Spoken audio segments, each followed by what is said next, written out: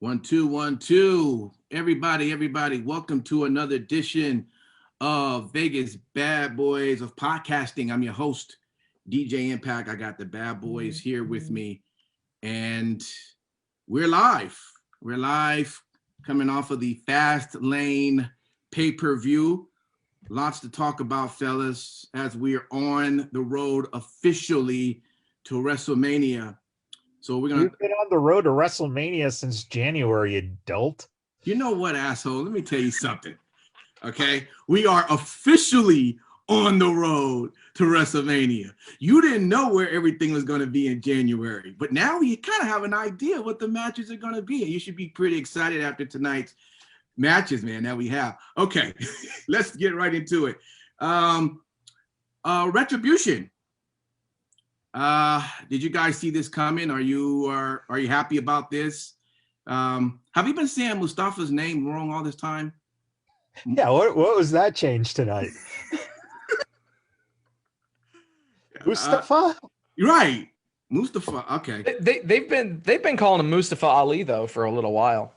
I called him Mustafa Ali a couple of times. That's why I thought it was pronounced. Interesting. Okay. Well, apparently they don't even know, so who fuck cares? Well, again, continuity. Right. Okay. Well, it looked like the leader's gotten taken down. Are you guys all right with this? We now getting rid of the whole retribution thing. I guess everyone's just gonna kind of go out on their own. Thank you, Jesus. Until you take off the mask, I don't think it's over. Yeah, I was going to say, it doesn't mean they're going to take out the mask. They'll probably keep the gimmick in terms of at least two of them.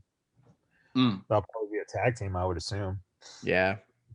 Yeah. You know, whatever. The more surprising thing regarding Retribution was I was driving and I wish we were at a stoplight because I really wanted to take a picture. The guy in front of me had a license plate that literally said T-Bar. And I just thought to myself, boy, I hope you know what T-Bar stands for, dude. That's pretty fucked up. Because obviously DMV doesn't. Right. Well, that can happen. Anyways, let me ask you, Matt Riddle, y'all. You mean Riddle? Yeah, that's what I said. Yeah, I was gonna say he doesn't have a first name anymore. Name is just Riddle. I'm sorry. That's right. Riddle. Riddle me this. What you guys like where he's going with this? I mean, this scooter and this. I don't get it. You guys liking where this is going? I mean, he's a good wrestler, but is he trying to figure out what his personality is supposed to be on this show? They are. Yeah. And I'll tell you right now, you're talking to 4 guys who are not of the age group that they're aiming the character for. Characters aimed at, kids 18, 19, 20 years old. Gotcha. Just to hold back, forgot about that. The scooter and blah, blah, blah. So, hey, give that to them. Okay. That's your youth guy. Listen, at least they're not painting half of his face and having him on a skateboard. You know what? Okay. You know what? Give them time. Give them time. They'll end up doing it. The worst part that I can't stand is funny because I didn't think about Matt Riddle, but I tell my daughter there's 3 types of dudes I don't want you bringing home talking about they're your boyfriend. A guy that wears your jeans, a guy that drives a scooter and claims that he's driving an actual motor vehicle he had to get a license for, and an idiot. And when Matt Michaels said this is the demographic they're aiming for, fuck believe that's exactly what the fuck it is. Can we talk a little bit more about why a guy would be wearing the girl's pants? Oh, that's a thing now. That's totally. Jesus. I actually went on the strip, Matt Michaels, and I've seen guys on a regular wearing those itty bitty European shorts. That's a thing now. Well, to each their own, I guess. I'm gonna opt out on that. Okay. won't even opt into those shorts. DJ, Yeah. tonight after we're done, can you take a picture of yourself in a pair of Lisa's pants? Not gonna happen. Sexy. Oh God. All right. Moving on with the rest of the show. They started off with the women's tag team titles there. And Reginald was back. Looked like he played a major role in this. Reginald's actually becoming to be a pretty cool kind of a player in this game, right? I mean, when he first showed up, we were like, what's this all about? You know, him and Carmella, but he's pretty tight. He looked like he's going to play a major role. You guys like this match tonight? Well, match set up what it was supposed to set up. Basically. Yeah. Sure. Yeah. It did what it needed to do. Yeah. And I mean, anybody who was anybody could see the post match stuff coming from a mile away. Sure. So, yeah. And it was a good placement. Get it out of the way right away. Yep. Yeah. And it was smart too, because I mean, if you think about it, the way it ended was just real simple. You're the rookie, push in the face, get slapped, and walk away. Not just slapped, really fucking slapped. Yeah, right. really slapped her.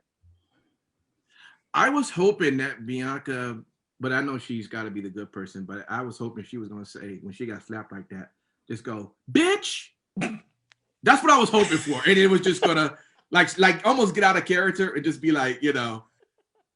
Impact. If there were actual writers that were writing for a Black woman's response in that situation, that may have made sense. But we all know that's not the case. Got you. Because she just kind of took it, right? She just kind of took it and was just like she was appalled, but there was no major reaction. Like that was, I was like, hello? No, there was though. She ended up pointing at that WrestleMania sign, which was the higher, you know, like that was the main purpose of it. Sure. But now I want you to take a video of you in Lisa's pants and go, bitch. With the white slippers. Put on the white slippers too. Oh God. Anyways. I think you just made a very good point though about Reginald. Isn't it funny that Reggie, and I've said this since the beginning, Reggie actually is getting camera time. Where's that other chick he was with initially? You know, that one. I don't. Whatever her face is, I think she's Money. Isn't she Money? Something like that.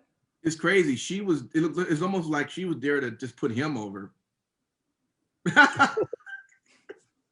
instead of him trying to put her over. We love Carmella, just not in the role they put you in. Yeah.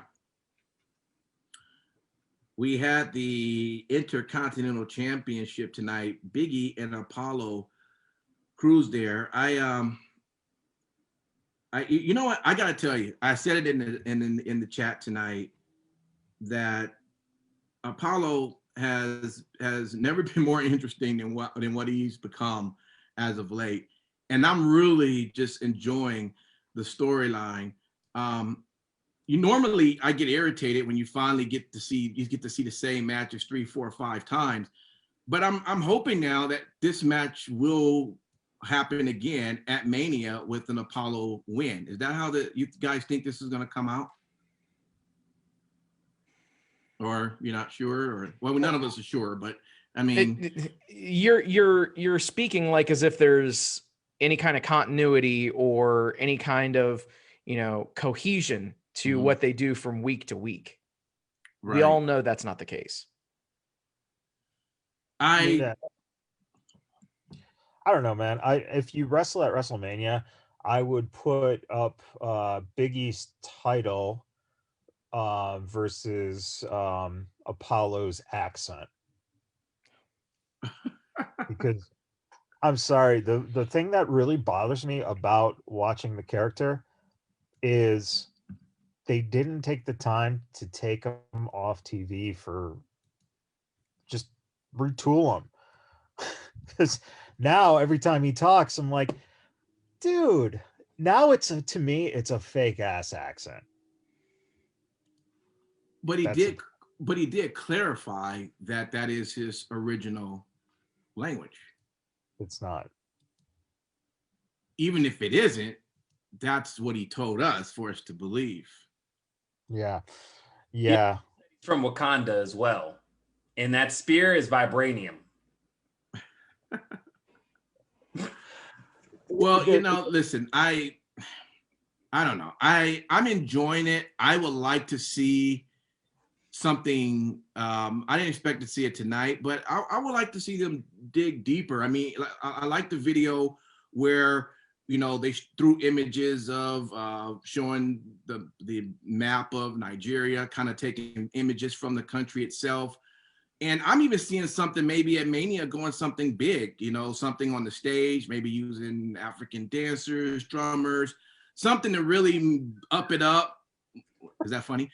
And IC match? Hold on. I get it now. A Coming to America match and have the dude come out and start singing. Yep. I can see it now. That's just going to be fire.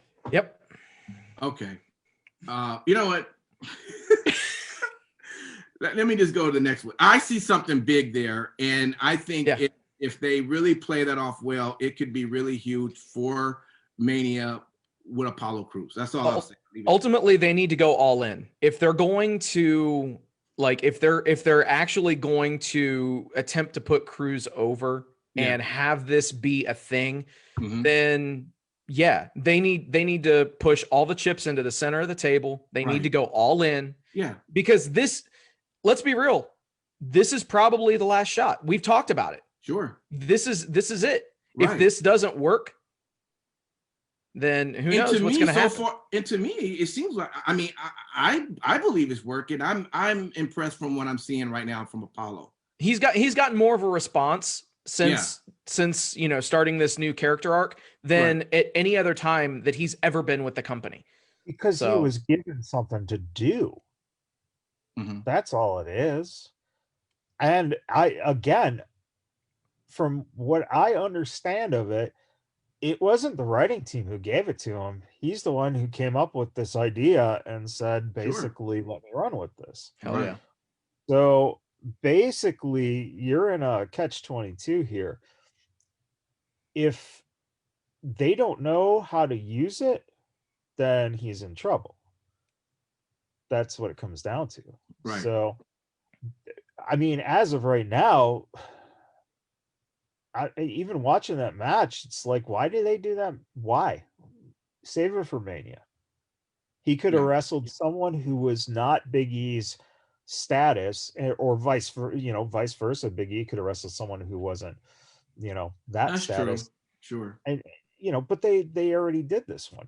They pulled Shane, you know, from his match, so they could do that at Mania, right? So they made you think it was going to happen, and then. So why even make it sound like it was going to happen between Big E and Apollo? I think Apollo probably needed to prove himself. And why didn't you keep Big E out just a little bit longer? Big E could have came in tonight. Yeah. You know? So I also say this too. I wasn't annoyed kind of seeing tonight's match with Big E, but I do agree with Michael's, like, they could have saved that maybe for WrestleMania. But I wasn't half as annoyed as watching the same damn match that we already saw twice over with Sheamus and Drew McIntyre, although I'm pretty sure a lot of people would disagree with me. I just wasn't thrilled. I'll disagree with you, and I don't necessarily care for McIntyre's work because they really they just fucked Bobby Lashley big time. Because Bobby Lashley cannot deliver the same quality of a match. Yeah.